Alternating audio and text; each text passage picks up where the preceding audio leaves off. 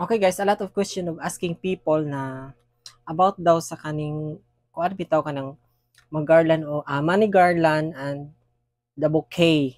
Okay. Before nato na sugdan no kay magkaon sa ta. I have here some pepino with kamatis and also apple that already sliced. Gihumol na ko ni siya tubig kay aron di mo lagom. And also banana already sliced. And akong sudan di ay kay talo nga with itlog. Okay. So daghan kay nangutana sa ako ano nga kanang abot sa nang money garland. Depende na maguna sa inyo kung depende na sa ginikanan gyud. Kanang namang gyud uban nga ginikanan nga kanang garbuso kaayo. Ang uban pod kanang bisag walang-wala bitaw kanang magpakaanaa sila.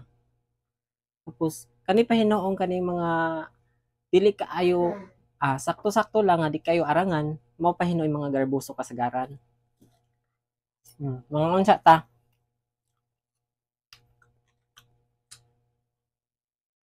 Pro choice man ninyo guys kay inyo man ang kwarta.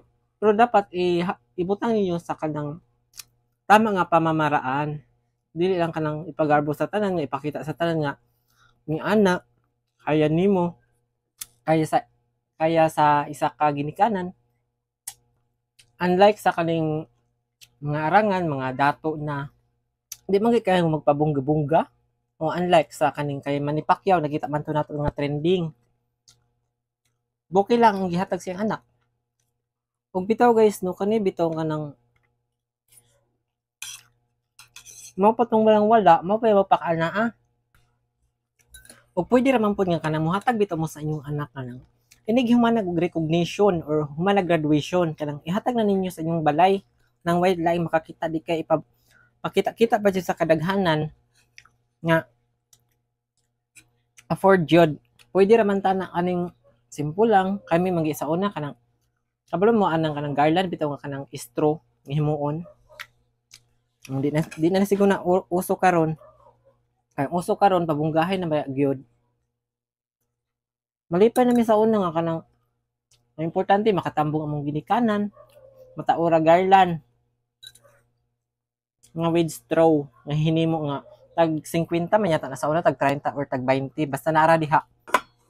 Unya namang guy uban pod nga ginikanan nga kaning dili pod palupig ba kung unsa ilang nakita sa kaning ilang silingan or social media. Ano laging garbo sa tao di magpalupig. So gusto gid siya nga mulabaw pod siya gamay. Pero dapat guys no dili nga na atong mindset. Pero guys, kung kaya ninyo why not buhatan ninyo what if maghimo pa mo diha og kaning money carpet pa diha nga lakwan sa inyong anak.